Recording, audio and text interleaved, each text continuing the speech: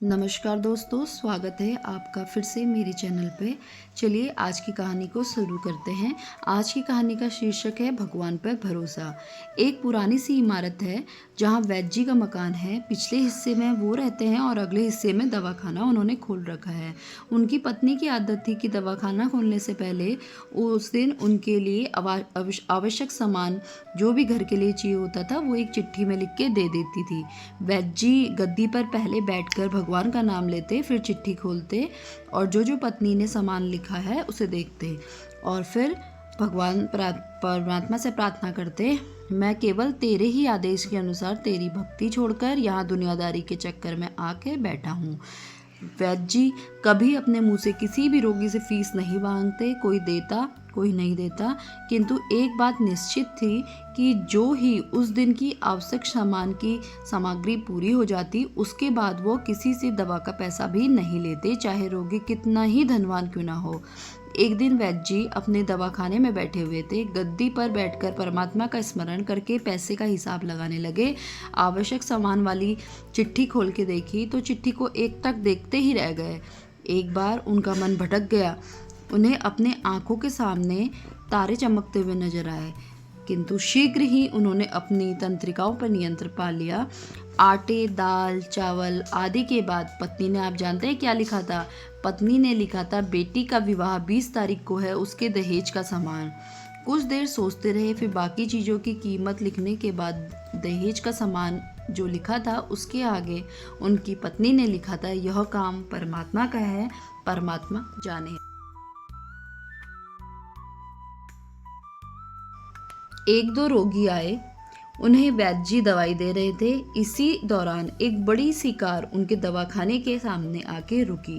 वैद्य जी ने कोई खास ध्यान नहीं दिया क्योंकि ऐसी कारें उनके यहाँ आती जाती रहती थी। दोनों मरीज दवाई लेके चले गए। वह साहब कार से बाहर निकले, नमस्ते करके बेंच पर बैठ गए। वैद्य जी ने कहा, अगर आपको अपने लिए दवा लेनी है तो इधर आप स्टूल पर बैठ जाइए ताकि मैं आपकी नाड़ी देख सकूं। अगर किसी रोगी की दवाई लेकर जाना है तो आप मुझे बीमारी के बारे में बताइए। वह साहब कहने लगे, वैद्य जी आपने मुझे पहचाना नहीं, मेरा नाम कृष्णलाल है, लेकिन आप मुझे पहचान भी नहीं सकते क्योंकि मैं कुछ साल पहले आपके दवाखाना आया था। आपको पिछली मुलाकात की बात बताता हूँ, फिर आपको सारी बात याद आ जाएगी। जब मैं पहली बार आपके यहाँ आया था तो मैं खुद नहीं आया था, अपितु ईश्वर ने मुझे आपके पास भेजा था। ये बात तो निश्चित है क्योंकि ईश्वर ने मुझ पर कृपा की थी और वह मेरा घर आबाद करना चाहता था। हुआ ये था कि मैं अपने कार से पैतृक गांव जा रहा था। बिल्कुल आपके दवाखाने के सामने ही हमारी कार पंचर हो गई। ड्राइवर कार का पहिया उतार कर पंचर लगवाने लगा। आपने देखा कि गर्मी में कार के पास खड़ा है तो आपने मेरे से कहा कि आप आइए और अंदर बैठ जाइए, इधर कुर्सी पे बैठ जाइए। अंधा क्या चाहे, दो आंखें और कुर्सी पर आके बैठ गया।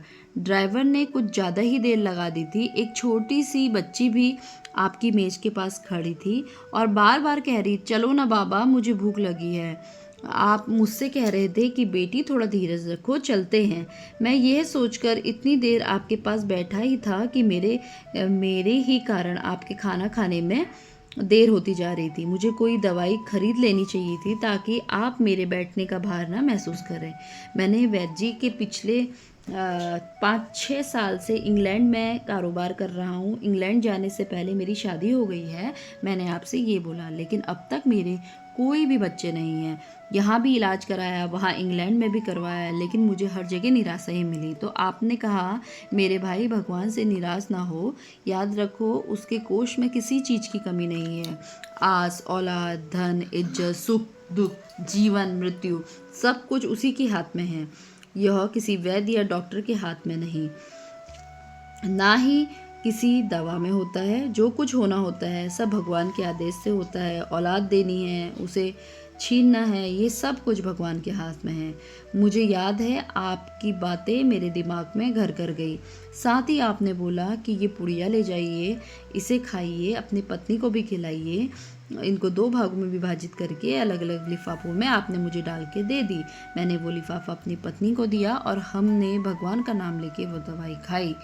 मैंने तब जल्दी में वो दवाई ली थी क्योंकि मैं सिर्फ कुछ पैसे आपको देना चाहता था, लेकिन जब दवा लेने के बाद मैंने आपसे पूछा तो आपने बोला कि आज का मेरा सामग्री का पैसा इकट्ठा हो गया है, अब खाता बंद हो गया है।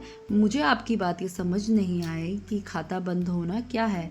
इसी दौरान वहाँ एक आदमी आया, उसने हमारी चर्चा सुनी। उसने बताया खाता बंद होने का मतलब है कि आज के घरेलू खर्च के लिए जितनी राशि वैद्य भगवान से मांगी थी वो उन्हें ईश्वर ने दे दी है, अधिक पैसे वे नहीं लेते। मैं कुछ हैरान हुआ और कुछ दिल में थोड़ी सी लज्जा लिए हुए वहाँ से चले गया कि वैद्य जी कितने सरल हैं, कितने महान हैं। जब भी मैं अपने घर जाकर अपनी पत्नी को औषधि दिखाई, सारी बात बताई, तो मेरी पत्नी ने बोला कि हमें ये दवा खा लेनी चाहिए, क्या पता क्या हो जाए।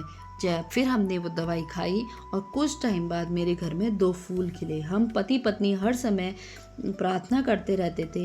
इतने साल तक कारोबार से फुर्सत ही ना थी कि स्वयं आपको धन्यवाद देता। इतने वर्षों बाद आज भारत आया हूँ तो केवल कार आपके लिए ही रोकी है।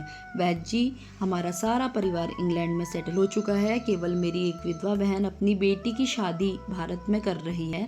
मेरी भांजी है, वो 21 तारीख को उसका विवाह होने वाला है। ना जाने जब भी मैं भांजी के लिए सामान खरीदता, मेरी आंखों में आपकी वो छोटी सी बच्ची आ जाती और हर सामान 2-2 खरीद लेता। मेरे मन में विचार आता कि वो बच्ची भी इतनी बड़ी हो गई होगी कि वो भी शादी लायक हो गई होगी, तो मैं सारा सामान 2-2 खरीद लेता, और अपनी भांजी के लिए भी और आपकी बेटी के लिए भी।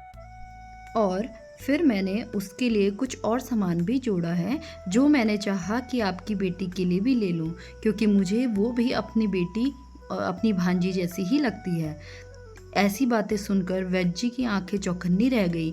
उसने बोला, आप जो ये बात कह रहे हैं, इससे मुझे बस यही लगता है कि मेरी सहायता करने स्वयं प्रभु आए हैं। आपको मैं एक चीज़ दिखाता हूँ। मेरी पत्नी रोज़ अस्पताल में आने से पहले, इस वैद्य की दुकान में आने से पहले एक पर्ची देती है। उस पर्ची पे वो सामग्री लिखती है जो मुझे चाहिए होती है और जो घर के लिए चाहिए होती है। तो मैं उन सामग्री को लेता हूँ जब तक का मुझे ये लगे कि मेरी सामग्री पूरी हो गई है, तब तक मैं लोगों से पैसे लेता हूँ। जैसी सामग्री पूरी हो जाती है तो मैं लोगों से पैसे लेना बंद कर देता हूँ। आपको मैं ये पर्ची दिखाता हूँ और इसमें मैं आपको ये दिखाता हूँ कि मेरी पत्नी ने इसमें क्या लिखा है। क्या आप देख सकते हैं कि इसमें उसने लिखा है कि 20 तारीख को बेटी का विवाह है, उसके लिए दहेज का सामान चाहिए और उसके आगे उसका रेट नहीं, जबकि ये और परमात्मा ही इसका जुगाड़ करे। आप देख सकते हैं। तो ये किसी चमत्कार से कम नहीं, आप स्वयं मेरे लिए भगवान बन के आए हैं। जैसे उस टाइम पे आपने ये सोचा कि मैं आपके लिए भगवान हूँ, आज इस कठिन परिस्थिति में जब मुझे अपनी बेटी की विवाह की ज़रूरत के लिए सामान चाहिए था, आप स्वयं मेरे सामान लेके आए हैं। इस प्रकार दोनों पति पत्नी बहुत खुश हुए। उन्होंने भगवान का शुक्रिया किया और भगवान पर भरोसा रख के ये सोचा कि जिस इंसान को उस प्रभु पे भरोसा होता है और वो दूसरों की सहायता करता है, अवश्य प्रभु किसी ना किसी रूप में उसकी सहायता करने जरूर आते हैं। एक जरिया वो बने और एक जरिया मैं बना किसी का। देखिए, ये सब प्रभु की लीला है। जो होना है वो होना है, लेकिन उस पर विश्वास रखोगे वो तो एक रास्ते नहीं, हज़ारों रास्ते आपके लिए खोलेगा। धन्यवाद दोस्तों। इसी सुंदर और अच्छी कहानी के साथ मैं अपनी वाणी को विराम देती हूँ। अगर आपको मेरा ये कहानी सुनाना पसंद आए तो प्लीज़ चैनल को लाइक कीजिए, शेयर कीजिए, सब्सक्राइब कीजिए। बाय बाय दोस्तों, मिलते हैं अगली कहानी के साथ। धन्यवाद।